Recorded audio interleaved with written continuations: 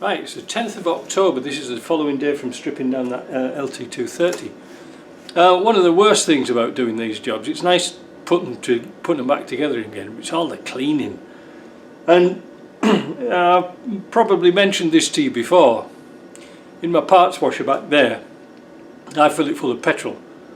It's a recirculating thing, it's got a filter on it and all sorts of bits and pieces, but the petrol or gas, it helps dissolve or loosen up the silicone, because these were a bitch to get clean.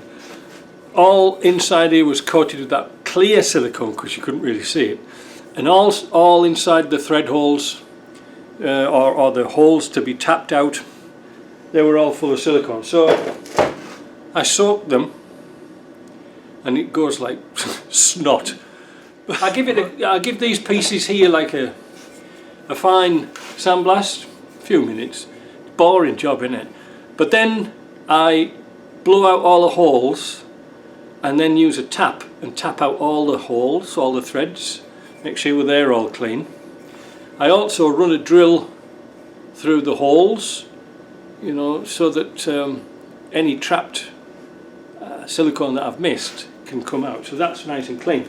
And then put it through the wet bead blaster.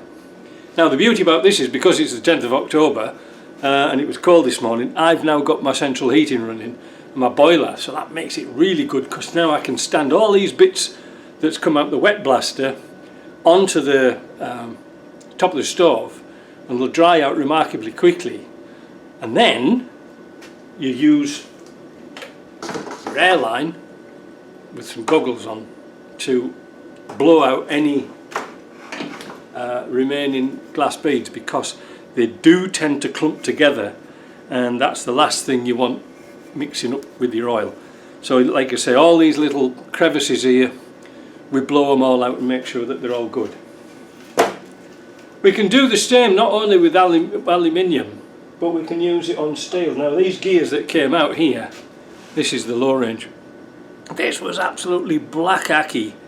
In fact, here's the intermediate gear that I'm going to do. Now I don't sandblast gears, use the wet bead blaster. So what I'm going to do, first of all, I'm going to degrease this, because the last thing you want again in your wet bead blaster is grease and dirt, because it just clogs everything up. So wash it off in the parts washer, we'll come back and see what it looks like. So this is the next day, because it was getting on a bit and I had to go and see JP to take a casing down to get a bush put into it. But so this is the gear that I wet bead blasted, and it's came out really nice. So I'm going to put that in the box with bits. Now today, what we're going to do, I've got the centre diff down here. I stripped it, cleaned it, everything was perfect on it. In here, where the little, well, let's see with a little zoomy boomy. That's better, isn't it? In here was perfect. When you run your finger around it and it's all smooth like the rest of it, you know it's a good one. Now, when we did that TD5 LT230, you know, with the 4-ton camper, and I took it to bits, well, I've got my microscope out and I did a picture of the wear. I'm going to post them here, and then you can see what I was talking about, because if you put new bushings in, well, the shims, not bushings, it'll just chum to bits and you're back to square one. So in your oil, when you're changing your oil, if you see any brass silvery bits, that's the only place it can come from, is those washers, those thrust washers here. I'll show you what I'm talking about, because you've probably forgotten. These things here, look. See these here? That's the only brass that's in there. Well, it's not brass, it's bronze. But so today's job, should I choose to accept it, is I'm going to be putting all that back together. I've cleaned up an awful lot of bits and pieces over here on top of the parts washer. I was sent all the shift mechanism. Everything was painted black, including the bell housing was painted black. Well, it's come up quite nice in the sandblaster and wet bead blaster. The downside about that is I didn't want to fire up my big sandblaster just to do that. So I put it in my blasting cabinet. Blasting cabinet, then wet bead blasting, an hour.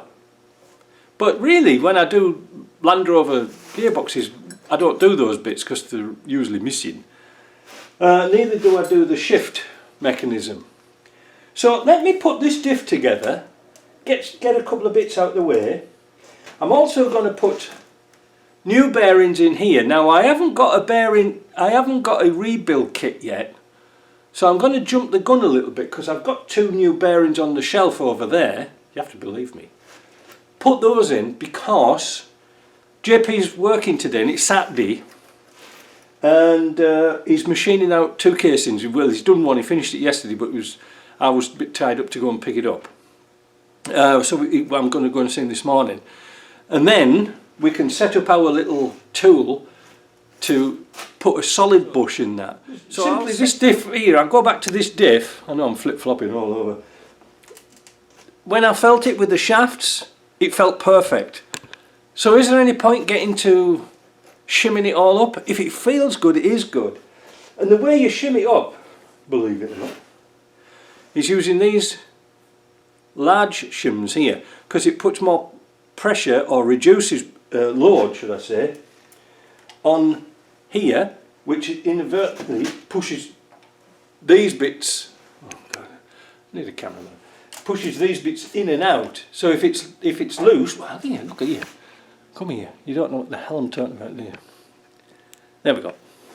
So if you put a bigger thrust washer here, what will happen is it will push these gears further out like that, making it tight. Alright, now if the washer's too thin, these will slop around and cause all sorts of backlash and things, so that's what you do there. But this one was very, very good. So we're going to oil it up and we're going to reassemble it. We're going to Loctite the bolts in, torque them down, and then we can put that in a bag and it's clean and out the way.